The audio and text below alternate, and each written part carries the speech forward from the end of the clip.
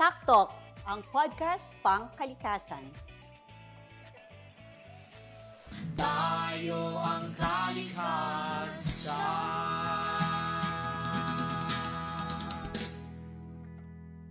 Nandito na naman po tayong muli sa isa na namang episode ng Taktok, ang podcast pang kalikasan. Ako po ang inyong host, si Tucci Gadi. Pag-uusapan natin ngayon ang tungkol po sa kapaligiran at likas na yaman ng Mindoro Occidental, ng San Jose at yung bayan ng Kalintaan. Kung paano naging matagumpay ang pagtutulungan ng Department of Environment and Natural Resources at ng local government unit ng Kalintaan para maging maayos ang kanilang kapaligiran at ang kanilang likas na kayamanan dito.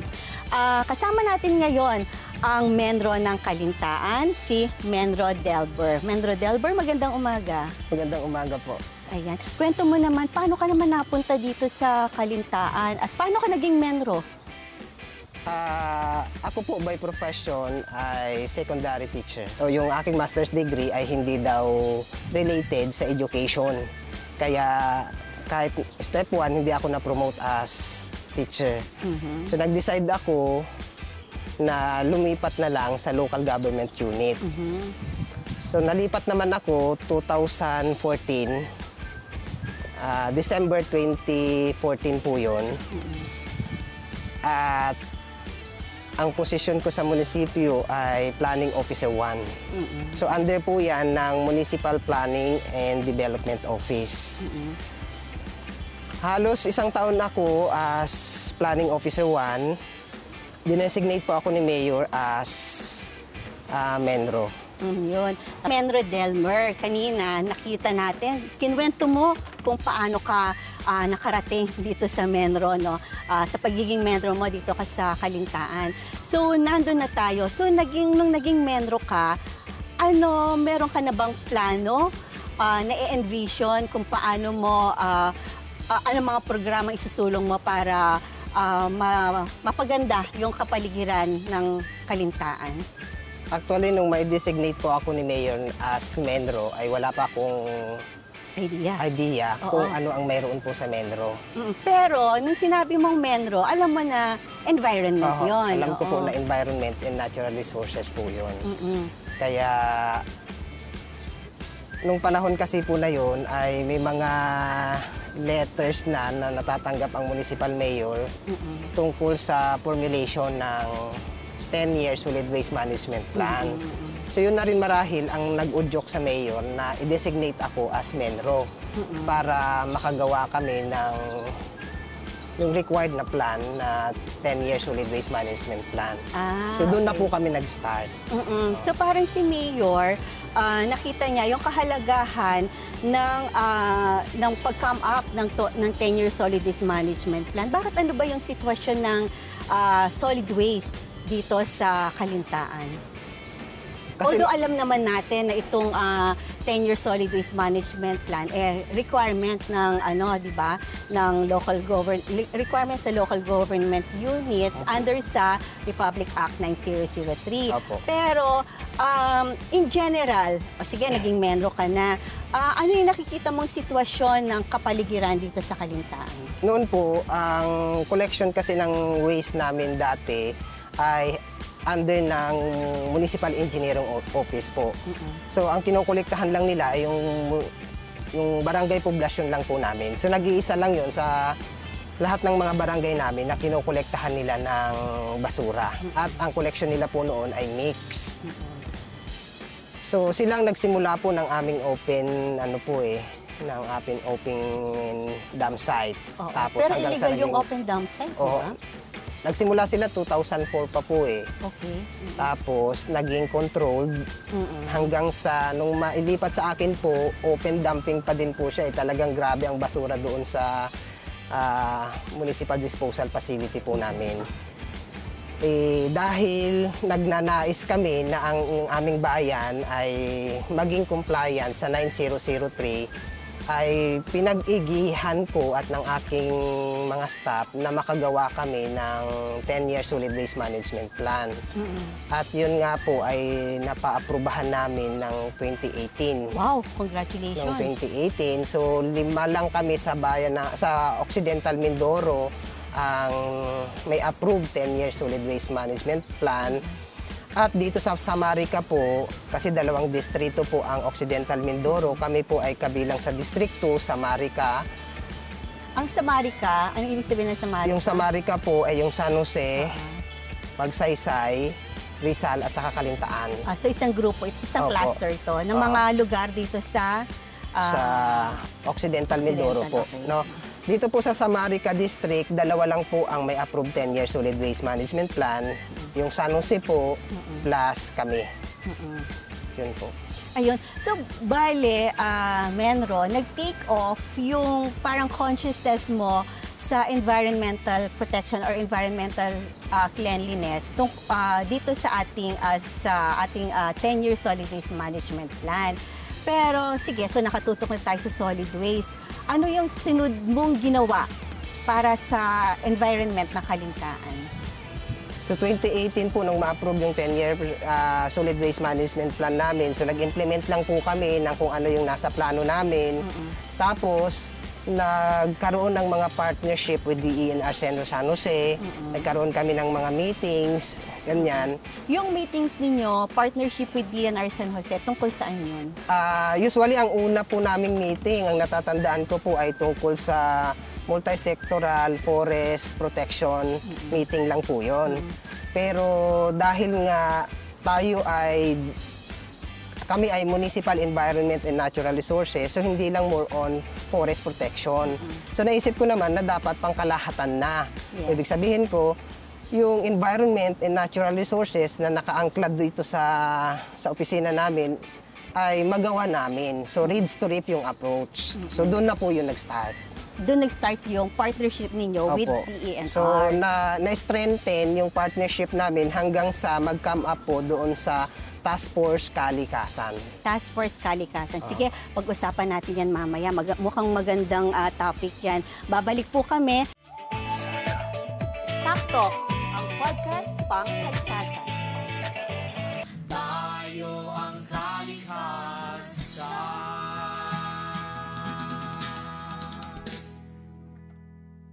May kwentong pangkalikasan ka ba? Ibahagi na sa amin ang iyong kwento. At baka ikaw na ang susunod na maitampok dito sa Tayo ang Kalikasan. Taktok, ang podcast pang kalikasan. Taktok, ang podcast pang kalikasan. Tayo ang kalikasan.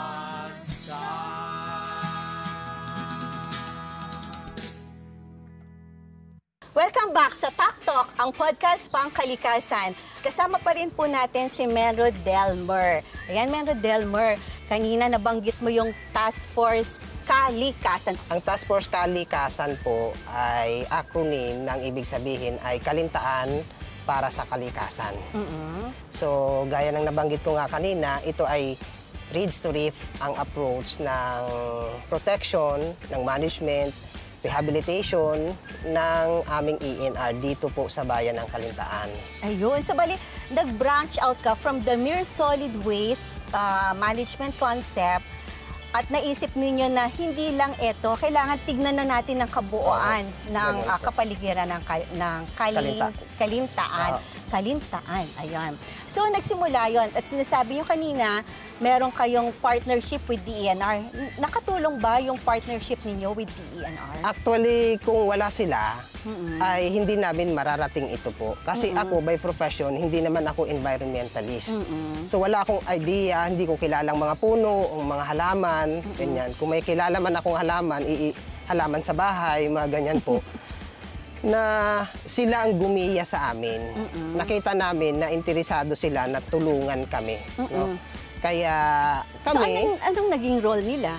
So, as partner namin, parang naging mentor namin sila kung ano ang gagawin namin. Oo, sige. So, meron ka ng task force. Paano ito? Meron ba kayong kasulatan? Meron ba kayong series of meeting? Paano? Ang mayor po ay nagpalabas ng executive order na para dito po, no, na lahat ng kapitan sa aming bayan ay members po nito. Kaya walang pupwirahin dito sa development na ito, sa mga plano na gagawin namin tungkol sa kalikasan. Ano nang mga naging proyekto nyo? Ano yung mga naging activities ninyo? Ang una ay nagkaroon kami ng municipal nursery.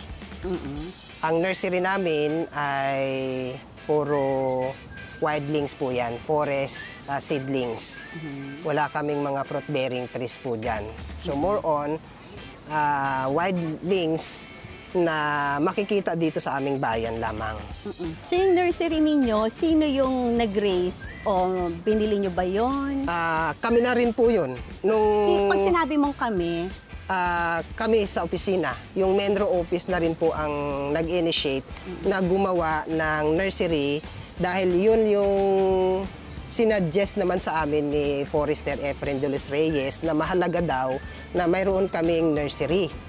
So, dahil mahalaga... Forester, siya yung sentro natin dito. Siya po ang sentro natin. Dahil nakita namin yung kahalagahan naman ng pagkakaroon ng isang nursery, so agad-agad nag-establish kami ng sarili namin kahit na yari lang sa mga light materials. Ganun po. Ang mahalaga, meron kami. At sa ngayon po ay medyo marami o malaki na ang kinikita ng aming nursery kahit na ganun pa lang siya sa kasalukuyan. So, bali itong nursery ninyo, parang ginawa yung means of livelihood?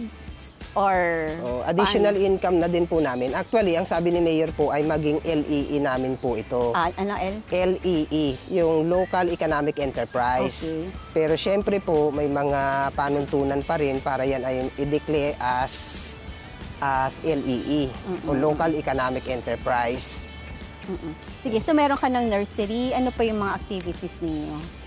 Mayroon kaming mga mangrove rehabilitation, development, enrichment na active kami sa kasalukuyan, lalo na po yung mga coastal barangays namin. So meron kayong regular tree planting activity? Opo.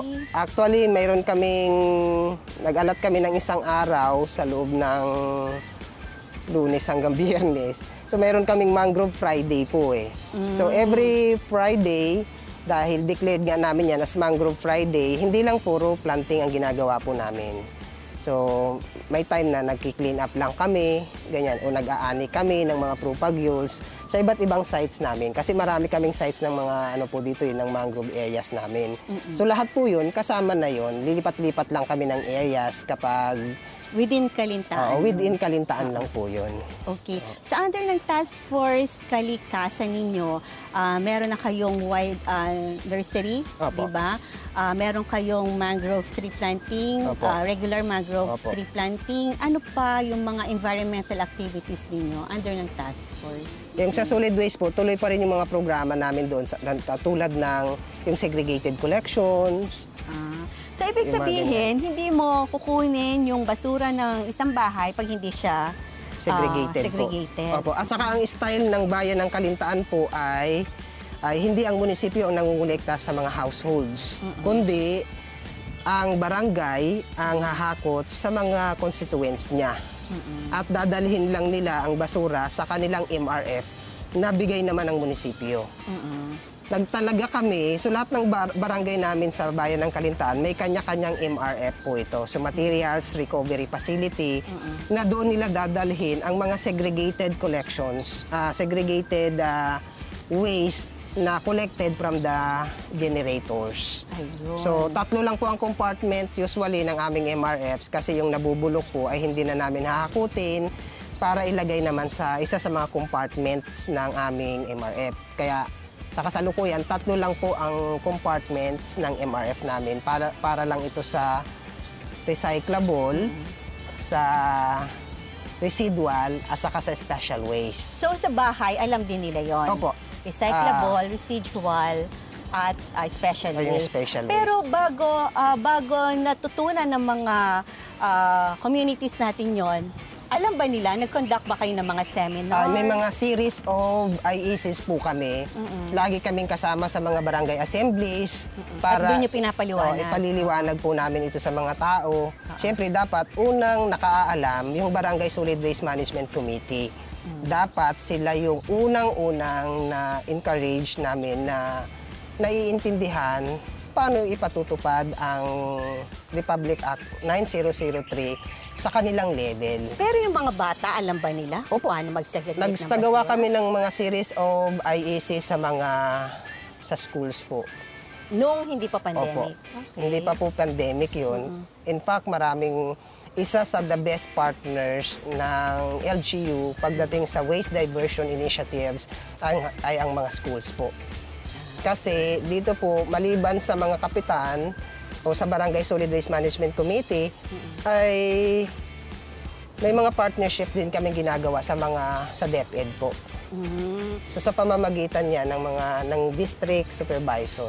Ayun, nakakatuwa naman na walang resistance. Meron bang resistance nung una? Nung una yung Opo, in-implement? maraming problema na na-encountered. Actually, hanggang ngayon, marami pa din po eh. So sabi nga nila, marami na kaming nagawa, pero hindi nangangahulugan, wala na kaming problema pagdating sa solid waste. Marami pa din po kasi uncontrolled natin ang waste generation. Isa pa, lahat na halos ng tao nag-generate po ng basura po eh. At hindi naman lahat ng tao nga ay naaabot ng IEC, mga ganyan. O kung anumang mga flyers tungkol sa social media, tungkol sa waste segregation, ganyan. Kasi ultimo sanggol hanggang sa pinakamatanda na bedridden na ay nag-generate pa rin ng waste. So isa yun sa problema. Kaya maraming challenges pagdating sa waste management. Okay, sige. Babalik po kami. Taktok, ang podcast pang kalikasan. Tayo ang kalikasan.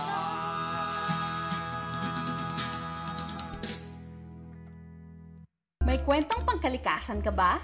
Ibahagi na sa amin ang iyong kwento. At baka ikaw na ang susunod na maitampok dito. Taktok, ang podcast pang kalikasan. Tayo ang kalikasan.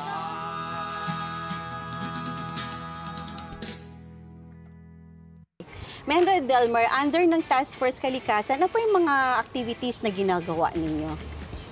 Ang ilan po sa mga activities ng Task Force Kalikasan ay yung tungkol po sa aming Bambulution Project. Wala pa po kaming... Bambulution. Pag sinabi mong Bambulution, bamboo. Oo, bamboos po yun. So kasi sa tingin ko, kahit hindi naman ako forester, ay sa tingin ko mas mabilis mabuhay at lumaki at pakikinabangan ng mga tao ang bamboos. Kasi yung batay sa experience namin sa mga nakaraang mga taon, pag nagtanim kami ng puno at nakat yun, dahil sa maraming kalaban, ay patay na kaagad. Unlike pag bamboos. Kasi ang ginagawa namin, 2 nodes po ang itinatanim. So, mamatay man yung sa taas, mayroon pa sa baba. O kung ano man, maputol man yun, at buhay pa rin, ay susupling at susupling po yun. So, isa ito sa matagumpay na proyekto namin dito sa bayan ng Bamboo Kalintaan. planting. Oo. Isa pa po dyan, yung Anahawin River adoption namin. Kasi river, parang ganun. Mayroon kami kasing River restoration, yung river for life, mga ganyan. Okay, oo. So, Tama. isa na ito sa mga gigiya para maproteksyonan namin ang aming mga rivers po. Particularly, ang tinataniman namin ngayon, nagsimula na po kami. 3 barangay kasi ang nasasakupan po ng aming Anahawin River. Isa ito sa pinakamalaking rivers ng bayan ng Kalintaan. So, ang ginagawa nyo dun sa Anahawin River, meron din kayong mangrove planting. Opo. Meron din clean up. Opo, mayroon din kaming clean up. So nag-start na kami nung mga nakaraang mga taon pa At dahil nakita nga namin epektibo po ang proyekto na ito, kaya itinutuloy-tuloy namin ito sa kasalukuyan. Kasi nga malaki ang magagawa nito, kasi nga may connection yung mga rivers natin sa ating karagatan, lalo na matambak o marami kaming mga MPAs po dito. Oo. So, meron pa after Bambolution, Anahawin River, pero ang balita ko ay meron ditong mga sightings ng turtle. Meron ba dito? Ang aming coastal barangays po ay declared namin as marine turtle nesting sites. So, talagang pagdating sa turtle, ang aming mga kababayan, lalo ng aming mga bantay dagat o mga residente sa tabing dagat, ay alam nila kung paano proteksyonan ang mga turtle once na nakita nila na umakyat. Alam nila at informed sila sa magandang epekto nito sa kabuhayan, sa amin, dito sa bayan ng Kalintaan. Kasi additional pa rin namin ito, attraction sa mga tourist. Ayun.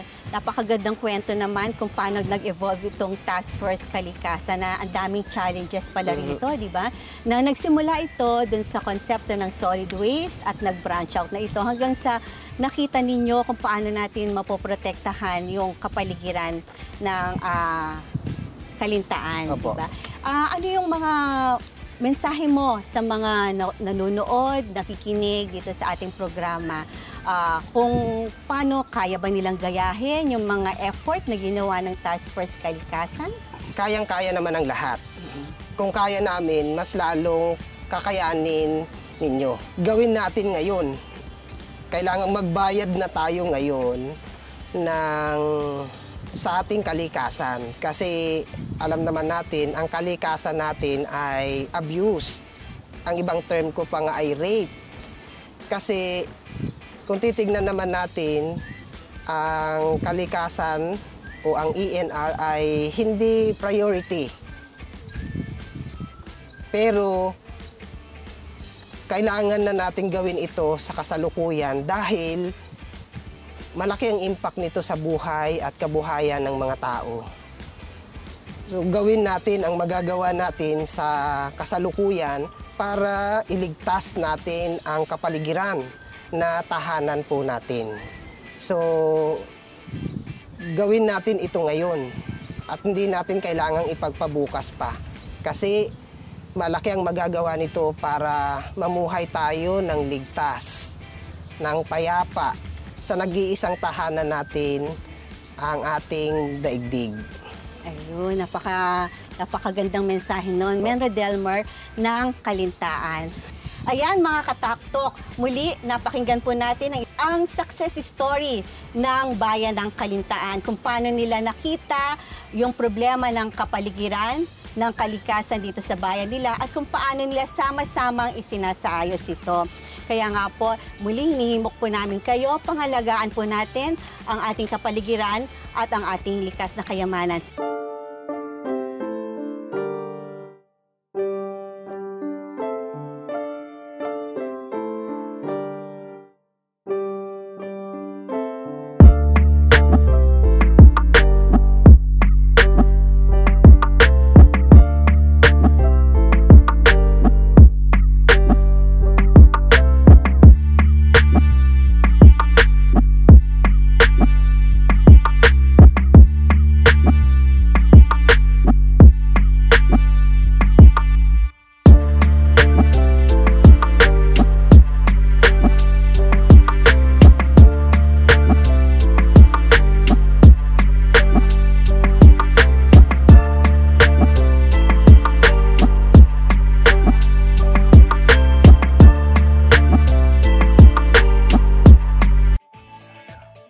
Taktok, ang podcast pang kalikasan.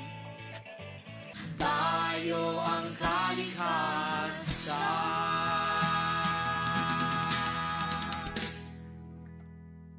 May kwentong pangkalikasan ka ba? Ibahagi na sa amin ang iyong kwento at baka ikaw na ang susunod na